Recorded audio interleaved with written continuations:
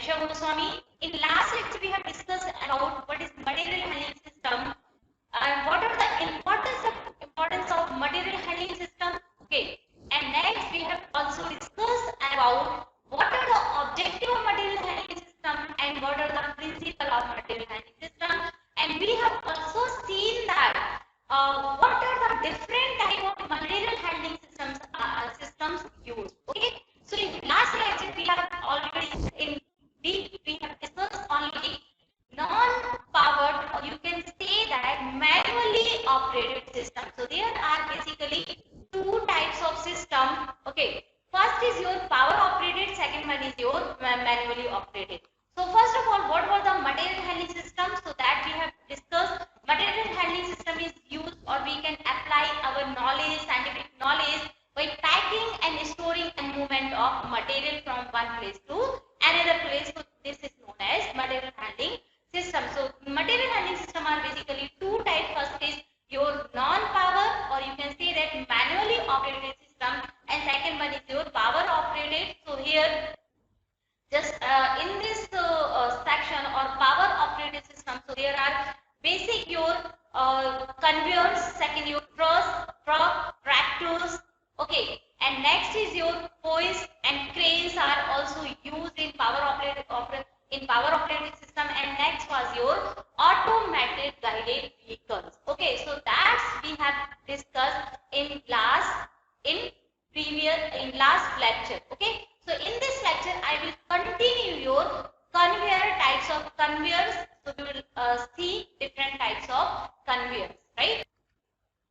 So in this lecture we will continue your conveyor. Okay, so what are the conveyors? So conveyors are basically power operated device where we have to supply some input power. So by using that power, conveyors are operated. Okay, so there are several types of conveyors are available, and these are also used for moving load from one point to another point over fixed path. Okay, so conveyors are not used for random path here to there. These are only used for fixed path.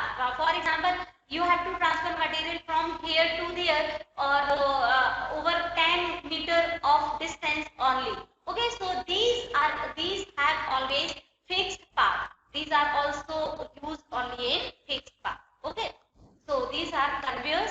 So conveyors are basically, first is your belt conveyor. So where generally we use belt conveyor, one of the most example you can see here. Okay, these are belt conveyors are generally use power. So of course these use some motor for power supply. So motor driven, but usually made of metal fabric. Okay, so these are sometimes made of your metal fabric, sometimes use material for use to manufacturing to conveyors are rubber, leather, steel fabrics. Okay, and sometimes use woven nylon material or wires. Okay, so these are used to make the conveyors. Okay, so conveyors are basically flexible and can be designed to handle anything. Okay, so these are designed to handle anything, and these are flexible, so you can change also shape of different types of conveyors, and we have to supply some power input to movement of your conveyors, right? Next is your belt conveyor continues. So you can see here, here you can see, okay, this is the one GIF. The movement of boxes, plastic boxes are having on fixed path. Okay, so in second diagram you can understand better. Okay, these are having fixed path. So this is belt are used here. So on fixed path you can transfer your material inside of shop. Okay. Next is your chain conveyor. So chain conveyors also use your power continuously. Okay, and these are used chain arrangement. Okay, different types of chain arrangement are used to movement of your material or to transfer your material. Okay, so chain conveyors are used for moving product down an assembly line. Okay, in assembly line these are used, or around a manufacturing or warehouse facilities. For example, manufacturing unit is here, your warehouse is somewhere else, okay, at some distance, okay. So you can use you can use chain conveyors to transfer material from one place to another place in warehousing, okay, or in some industry. So in this diagram, you can see here in chain conveyor, okay, these are like this, okay. Material is moving continuous, these are placed here and material is moving, or these are driven by your motor, okay. In second diagram, you can understand better, okay. So you can see here, these chains are placed and material is flow on over your chain, okay. So these are the, this is your chain conveyor. Next is your screw conveyors. Okay, so where we use screw conveyor? So screw conveyors we have already studied about worm gears, right? Worm and worm gears, right? So worm and worm gears have application in screw conveyors. How it is possible? So I will explain. Okay. So first of all, these conveyors are composed of screw or worm. You can see here. So application of one of the most important application of your worm and worm gear is here. Okay, in screw conveyor. So we use worm gear arrangement to change your power requirement. Okay, so worm gear has application, and according to requirement, power can be changed or power can be changes continuously by requirement or what amount of actually material you have to move. Okay, so worm gear we have already seen in gear or design of gears. These are having form of helix angles. These are having some helix type of rotations they are having. So there is helix angle, or these are worm gear always at some angle, right?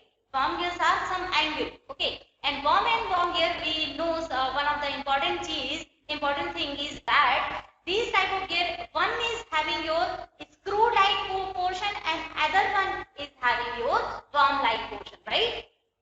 Gear like portion. So this is having your application here. So the material being moved by action of screw. Okay, screw action is taking place continuously because we know one element of worm gear was your having threaded portion or having screw portion.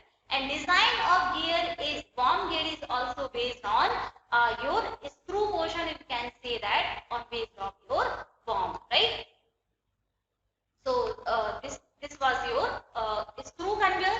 So here you can see here in this GIF or in this figure, clearly you can understand better how it is work. Okay, internal portion you can say that having some screw. Okay, and these are having worm gear arrangement inside of it.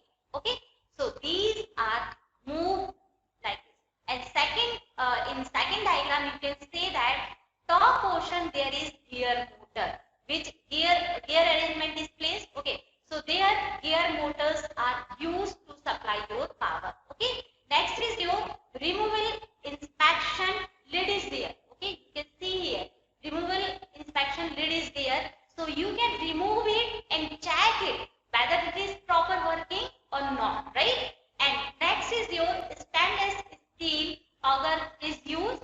Last is your screw conveyor. You can see that internal portion is your screw conveyor, and last one is your conveyor liner. So this is your outer portion is your conveyor liner. Okay, so you can understand. Thank you. Keep watching. So it was about your all material handling system. So we have completed that portion.